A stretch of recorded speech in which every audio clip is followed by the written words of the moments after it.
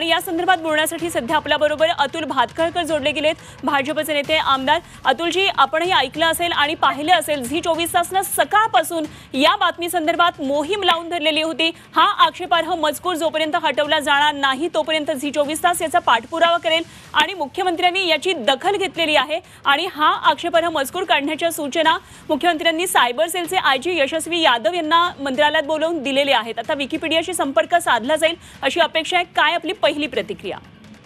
नाही, सर्वप्रथम अत्यंत महत्त्वाच्या राष्ट्रीय विषयावर झी24 तासने हे उघडकीस आणलं आणि याच्या विरोधात मोहीम चालवली। याच्याबद्दल झी24 तासचे मनापासून मी हार्दिक अभिनंदनही करतो, त्यांचे आभारी मानतो।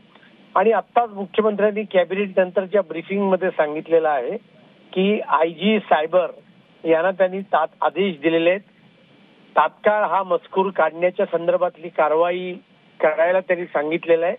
अर्थात विकिपीडिया ओपन सोर्स असतो, त्याच्यावर कोण लिहितं काय लिहितं त्याची माहिती त्यांच्या चालकांना, जे विकिपीडियाचे चालवणारे लोक असतील त्यांच्याकडे असणारच आहे आणि त्यामुळे मला असं वाटतं की मजकूर तर काढला जाईलच, याचबरोबर हा मजकूर कोणी जाणीवपूर्वक टाकलाय का याची पण चौकशी केली जाईल आणि जाणीवपूर्वक समाजातलं वातावरण बिघडवण्याचा जर का कोणी प्रयत्न करत असेल तर त्यांच्यावर कठोरातली कठोर कारवाई करण्याचं काम सुद्धा राज्य सरकार 100% करेल।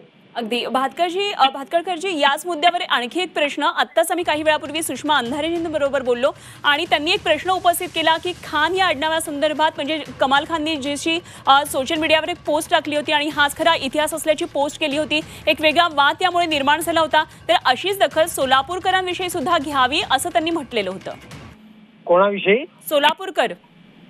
त्यांच्यावर ऑलरेडी राज्य सरकारने कारवाई केलेली आहे आणि त्यामुळे सुषमा अंधारेंना प्रत्येक विषयात राजकारण करण्याचा जो प्रयत्न करतायत तो त्यांनी करू नये।